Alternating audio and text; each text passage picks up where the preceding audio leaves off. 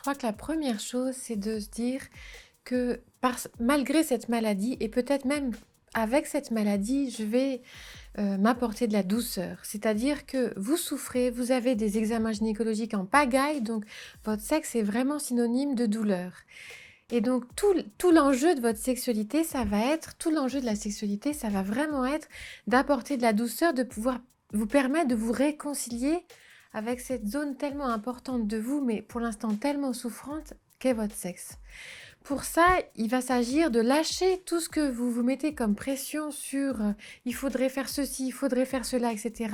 Souvent, il y a de la culpabilité aussi parce que avec cette maladie, alors qu'est-ce que je vais faire subir à mon conjoint? À cause de moi, il va devoir supporter tout ça, etc. Bon, en fait, il y a plein de choses qui sont possibles à condition qu'à tout moment, en permanence, vous soyez avec l'idée que votre sexualité, c'est vraiment une énergie de vie. C'est vraiment synonyme de vitalité. Justement parce que vous avez une maladie qui concerne votre sexualité, vous avez besoin d'y inscrire là précisément quelque chose qui est en lien avec de la vibration, avec quelque chose qui va vous permettre de renouer avec votre vitalité. Pour ça, il va s'agir d'aller vers quelque chose de plus lent peut-être que d'habitude, plus doux que d'habitude. Souvent, ce à quoi j'invite les femmes, c'est des moments d'intimité où, par exemple, on va commencer avec la main de votre conjoint qui se pose sur votre ventre, parce que parfois, souvent, le reste est un peu bloqué. Juste déjà renouer avec une main qui n'est pas la mienne sur mon ventre. Qu'est-ce que ça me fait vivre? Est-ce que je peux accueillir la chaleur de cette main, le poids de cette main, l'énergie masculine qui se dégage de cette main? C'est agréable de sentir tout ça. Bon. Et puis, est-ce que cette main pourrait, sans bouger, se promener, par exemple, aller venir sur ma cuisse? Et qu'est-ce que ça m'amènerait à vivre? Quand je ferme les yeux et que je prends le temps de sentir, est-ce que je peux savourer cette main-là?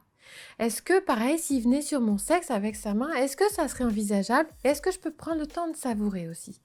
Est-ce que si on envisage de prendre le temps sur la poitrine, est-ce que là aussi, dans beaucoup de lenteur, dans quelque chose où on va vraiment venir chercher à apporter quelque chose d'une guérison, d'une réparation, où j'ai tellement vécu, j'ai tellement pris sur moi dans ce que je traverse, est-ce que je peux là me laisser aller au plaisir? C'est vraiment important dans l'endométriose parce que c'est une maladie qui fait souffrir. Or, dans le plaisir, dans la relation sexuelle, ce qui est intéressant, c'est que justement, la montée de l'ocytocine et des endorphines sont des hormones qui vont, avec le temps, au bout de quelques minutes, elles vont baisser le niveau de ma douleur, c'est-à-dire que je vais moins la sentir. Je vais pouvoir sentir, le plaisir va prendre le pas et je vais moins sentir la douleur. Quand je vis une douleur répétée, quasi permanente, c'est tellement précieux de vivre des moments où presque je la sens plus, ou presque c'est surtout déjà des moments de plaisir qui l'emportent. Et en plus, si je peux partager ça avec mon conjoint, c'est juste délicieux.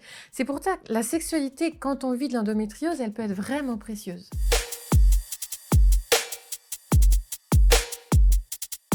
Alors ça peut être une solution, effectivement, si vraiment on sent que c'est bloqué.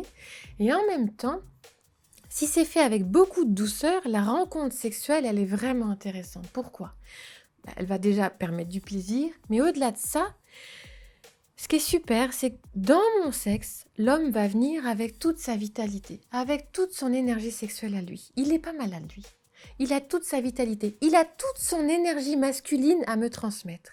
Il va me permettre moi aussi de contacter toute mon énergie féminine qui se loge dans mon utérus et que je vais pouvoir aussi lui transmettre. Ça veut dire que ça va être source de vitalité entre nous.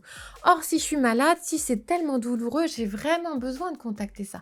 Ça pourrait m'aider justement à réparer tous ces contacts un peu violents, sans amour que j'ai vécu dans les touchés vaginaux ou chez le gynéco, etc. Parce que mon homme, avec tout son amour, pourrait vraiment venir déposer plus d'amour dans mon sexe.